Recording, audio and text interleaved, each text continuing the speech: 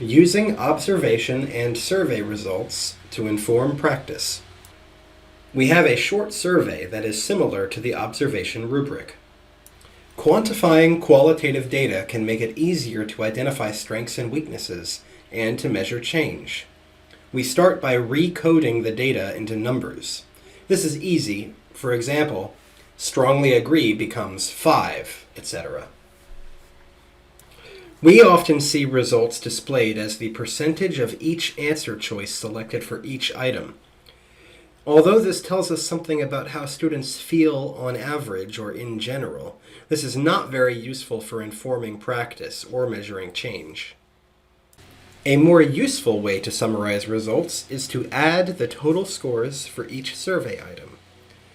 For instance, if this were our student survey results, we would change them to numbers, as you see here. Then we would add up each column. We can do the same for the rubric results. Here is an example from the observation rubric. These two items got the highest and lowest scores. This tells you that the students tend to persevere, but struggle with assigning tasks appropriately.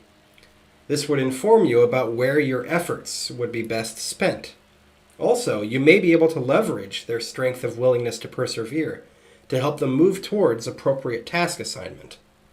So in addition to providing qualitative feedback to groups, quantifying provides a way to use the results to inform the design of your interventions and to document improvements.